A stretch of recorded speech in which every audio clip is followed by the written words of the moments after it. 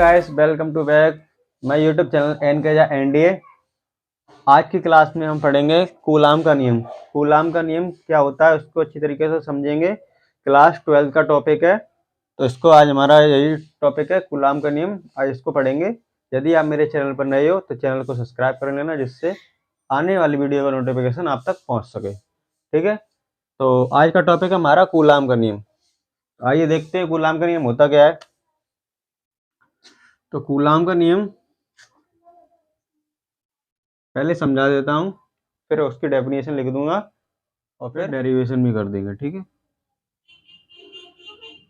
Q1 Q2। ठीक है,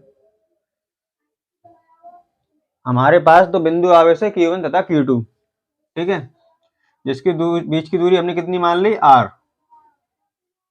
Q1 और Q2 समान आवेश के हो सकते हैं, विपरीत आवेश के हो सकते हैं। यानी कि यहाँ पर चार्ज प्लस प्लस हो सकता है, माइनस माइनस हो सकता है, या प्लस माइनस हो सकता है। यानी कि यहाँ पर आकर्षण बल और प्रतिकर्षण बल दोनों काम कर सकते हैं विद्युत आवेशों के बीच में। ठीक है, आकर्षण बल माइनस माइनस यानी सेम साइन में प्रतिकर्षण बल कार्य करेगा, और अपोजिट साइन में, विपरीत साइन में आकर्षण बल कार्य करेगा। ठीक है, तो कूलाम का नियम कहता क्या है? तो कूलाम का नियम क्या कहता है कि दो स्थिर बिंदु आवेशों के बीच में, यानी कि दो स्थिर बिंदु आवेशों के बीच में हमारे पास दो बिंदु आवेश है Q1 तथा Q2। इनके बीच में लगने वाला विद्युत बल आकर्षण बल भी हो सकता है, प्रतिकर्षण बल भी हो सकता है, दोनों प्रकार का हो सकता है। दो स्थिर आवेशों के बीच में लगने वाला विद्युत बल उनके आवेशों के गुणनफल के अनुक्रमानुपाती तथा उसके बीच की दूरी के वर्ग के व्युत्क्रमानुपाती होता है। इसे कूलाम का नियम कहते हैं। ठीक है, एक और बात बता दूं कि कूलाम का नियम कहता क्या है। कूलाम का नियम यह कहता है दो स्थिर बिंदु आवेशों के बीच लगने वाला विद्युत बल आकर्षण भी हो सकता है और प्रतिकर्षण भी हो सकता है। इसलिए हमें पता नहीं है कौन सा होगा, तो हमने सीधा बोल दिया कि विद्युत बल। तो दो स्थिर बिंदु आवेशों के बीच लगने वाला विद्युत बल उन दोनों आवेशों के बीच के गुणनफल के अनुक्रमानुपाती तथा उनके बीच की दूरी के वर्ग के व्युत्क्रमानुपाती होता है, जिसे क्या बोलते हैं, कूलाम का नियम।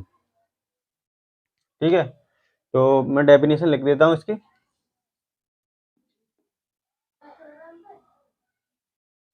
दो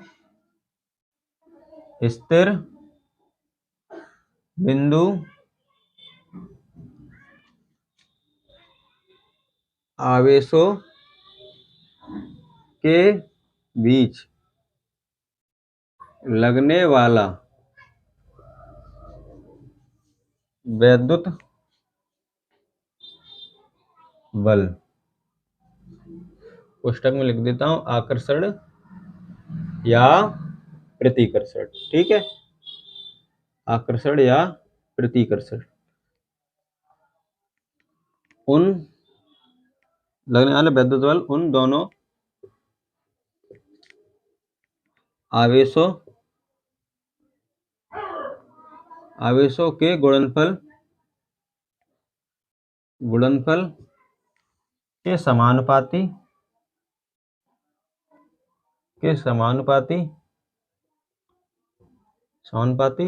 तथा उन दोनों आवेशों की बीच की दूरी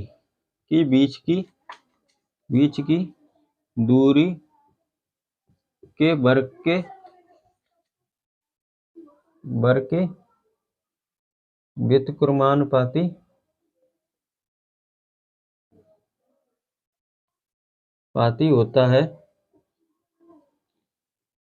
होता है। इसे कूलाम का नियम कहते हैं। ठीक है,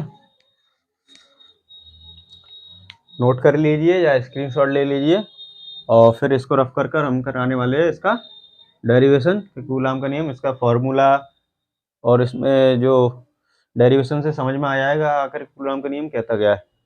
ठीक है, स्क्रीनशॉट ले लीजिए इसका। चलो, तो क्या थे, दो बिंदु आवेश थे। कौन कौन से बिंदु आवेश हमने मान लिए, दो बिंदु आवेश थे, एक था Q1 और एक था Q2। इनकी बीच की दूरी मान ली R। ठीक है, पहले ही बात क्या थी कि उन दोनों आवेशों के बीच लगने वाला विद्युत बल उन दोनों के गुणनफल के क्या होता है, समानुपाती। तो F बराबर समानुपाती का साइन लगाएंगे Q1 डॉट Q2, समीकरण नंबर 1। दूसरी बात क्या थी, उनके बीच लगने वाला विद्युत बल, उनके बीच दोनों आवेशों के बीच की दूरी क्या होता है, वर्ग के व्युत्क्रमानुपाती 1/r²। दोनों समीकरण को जोड़ देंगे तो F बराबर हो जाएगा प्रोपोर्शनल का sign Q1 dot Q2 upon r²। इसको उठाएंगे, एक नियतांक लगाएंगे, नियतांक मान लिया K, Q1 dot Q2 upon r²। यहाँ K का मान, K क्या है, where is K is a constant. ठीक है, देन the value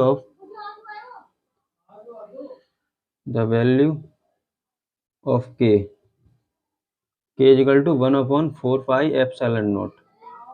और 1/4 पाई एप्सिलॉन नॉट का मान क्या होता है, सभी को पता होगा, 1/9 Newton metre square upon c²। ठीक है, तो हमारा ये मान पुट करने पर हमारा फॉर्मूला बनेगा, फॉर्मूला यहाँ पर लिख देता हूँ मैं, F बराबर 1/4 pi epsilon not Q1 dot Q2 upon r²।